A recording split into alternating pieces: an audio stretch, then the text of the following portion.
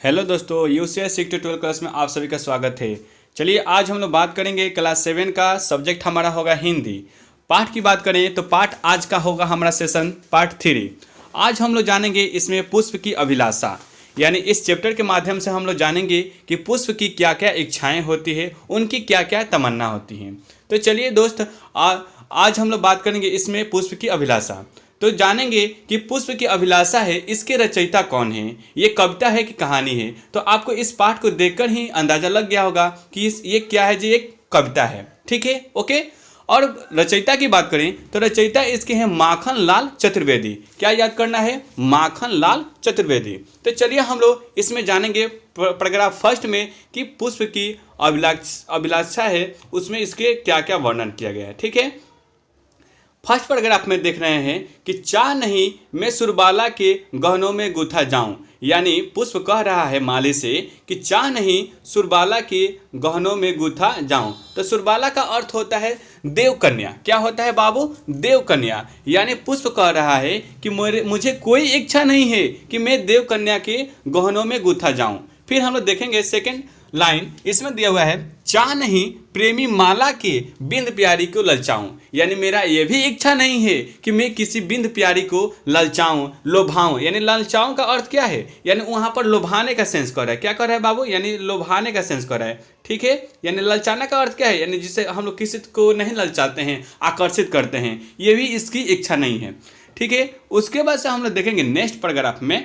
इसमें देखिए क्या कह रहा है, चाह नहीं सम्राटों के सौ पर हे हरि डाला जाऊं, यानी मुझे ये भी तमन्ना नहीं है कि मुझे कोई सम्राट के यानी राजा महाराजा के सौ पर मृत शरीर पर मुझे चढ़ाया जाए। ठीक है ना, यानी पुष्प ये भी कह रहा है कि मुझे कोई इच्छा नहीं है कि मैं सम्राट के सौ पर चढ़ूं और मैं अपने तमन्ना पूरा करूं। ठीक है, उसके बाद हम लोग देख रहे हैं कि चाह नहीं देवों के सिर पर चढ़ू भाग इठलाऊं, यानी मुझे ये भी तमन्ना नहीं है कि मैं कोई देव के सौ पर या सिर पर चढ़कर अपने भाग पर इठलाऊं। इठलाना, यहाँ पर इठलाना जो शब्द दिया है बच्चों, यानी शब्द देखेंगे इठलाना का क्या अर्थ होता है कि घमंड। यानी मुझे कोई इच्छा नहीं है कि घमंडे में क्या करूं, सिर पर देव के सिर पर चढ़ गए हैं तो हमें घमंड है कि हमने बहुत बड़ा तीर मार लिया, ऐसा कुछ नहीं होता है। ठीक है, उसके बाद से देखेंगे कि यहाँ पर थर्ड पार्ट में क्या पुष्प की अभिलाषा है, यानी क्या पुष्प की इच्छा है। ठीक है,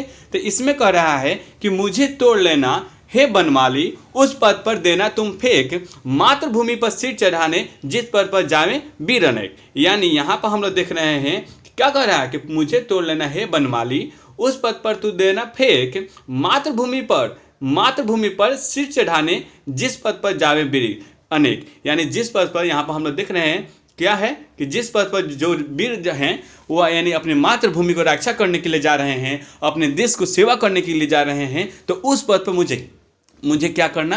तोड़ना, और मुझे उस पथ के यानी उस रास्ते पर, पथ मतलब क्या होता है बाबू? रास्ता, यानी उस रास्ते पर ले जाकर मुझे फेंक देना, बिछा देना, ताकि मैं उनको अपने कोमल पंखुड़ियों से उनके जो कष्टमय जीवन है मैं उससे संकुन पहुंचाऊं, और मेरे यही आखिरी तमन्ना है।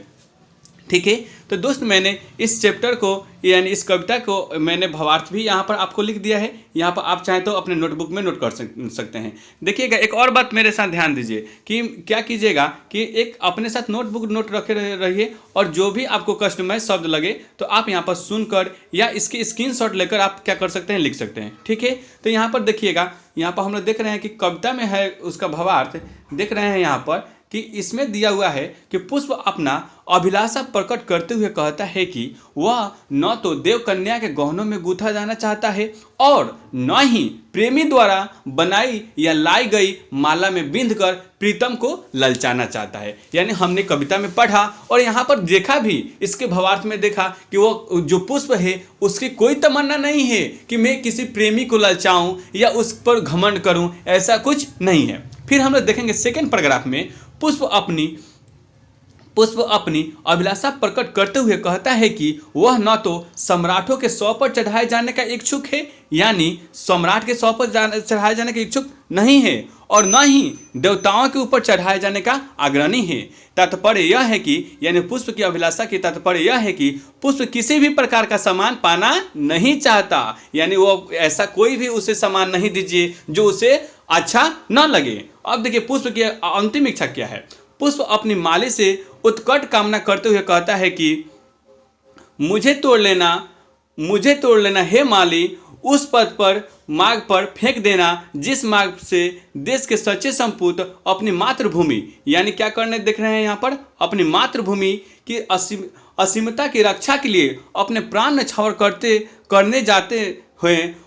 करने जाते हैं। कवि का कहना है कि जिस प्रकार पुष्प देशभक्तों को जाने वाले मार्ग पर बीच कर धन्य होना चाहता है, उसी प्रकार देश प्रेम से आत्महोत प्रेम सपुत्र उस मार्ग से पर आने वाले प्राण अर्पित करने चाहता है, जिस मार्ग पर चलते हुए आज़ादी के दीवाने अपना सर्वस्व न्यौछावर कर देते हैं। यानी सर्वस्व मतलब क्या होता है, सब कुछ। सर्वस्व की बात करें तो यहाँ पर सर्वस्व की अर्थ क्या होता है, सब कुछ अपना न्यौछावर कर देते हैं। तात्पर्य यह है कि जिसके रोम रोम में राष्ट्रीयता की भावना उबाल भरती हो, जैसे दक्ष भक्त मातृभूमि की बलि वेदी हो और प्राण त्यागने में ही अपने आप को धन्य मानती है, यानी धन्य मानते हो। जैसे हम लोग अपने देश के सपुत्र को, वीर सैनिकों को देखते हैं कि वो अपने मातृभूमि को हमेशा रक्षा करने के लिए वो तत्पर रहते हैं, दुश्मनों से लड़ते रहते हैं, ताकि मेरी मातृभूमि पर, मेरी धरती पर कोई गलत नज़र से ना देखे, कोई गलत व्यवहार ना करे। यहाँ पर वही कामना किया गया है, क्योंकि मातृभूमि सर्वोपरि होती है। यानी मातृभूमि की बात करें, अपनी मातृभूमि की बात करें तो ये सर्वोपरि होती है, सब किसी का है। कोई अपना ये मातृभूमि नहीं है कि ये मेरा मातृभूमि, ये मेरा मातृभूमि नहीं है, ये सर्वोपरि है, यानी ये सभी को है। इसकी रक्षा करना सभी का परम धर्म है। ठीक है। इसके बाद से हम लोग नीचे हमने आपकी ही बुक से कुछ शब्द और उसके शब्दार्थ को लिया है, आप यहाँ पर जानने का प्रयास करेंगे। यहाँ पर दिया हुआ है चाह, तो चाह हमने बतलाया था कि चाह का अर्थ ही होता है इच्छा, कामना, ठीक है ना। और सुरबाला का अर्थ होता है देवकन्या। ठीक है। इसको क्या कीजिएगा कि अपने नोटबुक में नोट करते जाइएगा और इसको याद रखिएगा, क्योंकि क्वेश्चन आंसर जब हम लोग करेंगे तो उसमें काफ़ी महत्वपूर्ण इसकी भूमिका होती है। ठीक है बाबू। तो देखिए बाबू, अगर हम आपसे बात करते हैं कि अगर आपको अपने नॉलेज को निखार लाना है, आप अपने दिमाग को और चाकू से यानी तलवार की भांति तेज करना है, तो उसे तो संघर्ष करना पड़ेगा। यानी आपको हमारे साथ तो मेहनत करना पड़ेगा, क्योंकि आप जब तक मेहनत नहीं करेंगे और आप ऐसे ही पढ़ाते रहें और आपकी प्रतिक्रिया ना मिले तो मज़ा नहीं आएगा। ठीक है। तो क्या कीजिएगा, मेरे साथ साथ इस कविता को पढ़ने का प्रयास कीजिएगा और साथ ही साथ इसके भावार्थ लिखने का प्रयास करिएगा और इसके जो शब्दार्थ हैं उसको भी याद कीजिएगा, क्योंकि हम लोग अगले वाले वीडियो में इसके क्वेश्चन आंसर पर बात करेंगे। ठीक है। तो यहाँ पर हम लोगों ने जाना कि बिंद मतलब होता है छेद यानी छेदा जाना या छेद कर। जैसे हम लोग माला बनाते हैं कोई पूजा पाठ करने के लिए या कोई भी पर्व अनुष्ठान करने के लिए, तो हम लोग जो माला बनाते हैं तो उसमें बिंद मतलब क्या होता है, छेदा जाना या छेद कर। ठीक है। सम्राट हम लोग जाने थे कि जिसके अधीन कई राजा हों, यानी जिसके अधीन यानी एक सम्राट होता है कि कोई राजाओं का एक मालिक होता है। ठीक है। यहाँ पर हम लोगों ने उसके बारे में जाना। सौ का हम लोग अर्थ ही जानते हैं मृत शरीर यानी मरा हुआ शरीर। ठीक है। एठलाओं का अर्थ है नाच नखरे करूं, यानी जैसे नहीं होता है घमंडे फूलूं, कि जैसे कि मुझे ये चीज़ मिल गया वो चीज़ मिल गया।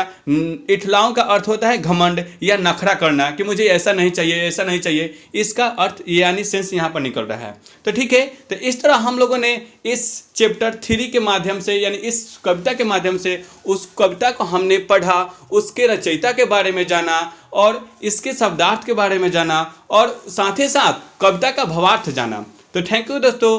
अगर आप हमारे चैनल पर नए हैं या आप हमारे इस वीडियो को पहली बार देख रहे हैं तो प्लीज़ इस वीडियो को शेयर कीजिए, अपने दोस्तों के पास अधिक से अधिक शेयर कीजिए, क्योंकि एक बात और बतला दूं कि इस चैनल पर क्लास 6 से लेकर क्लास 12 तक यहाँ पर 2 सर मिलकर पढ़ाते हैं। एक हमारे अमित सर हैं और मैं एक रणधीर सर। ठीक है। तो आप अभी तक हमारे चैनल से नहीं जुड़े हैं या आप हमारे इस टीम का मेंबर नहीं बने हैं तो प्लीज़ अपने दोस्तों के पास शेयर कीजिए, लाइक कीजिए और सब्सक्राइब वाले बटन पर, रेड बटन पर क्लिक कर हमारे टीम का मेंबर बन सकते हैं। धन्यवाद दोस्तों आपको इस वीडियो को देखने के लिए और हमारे सपोर्ट करने के लिए। Thank you.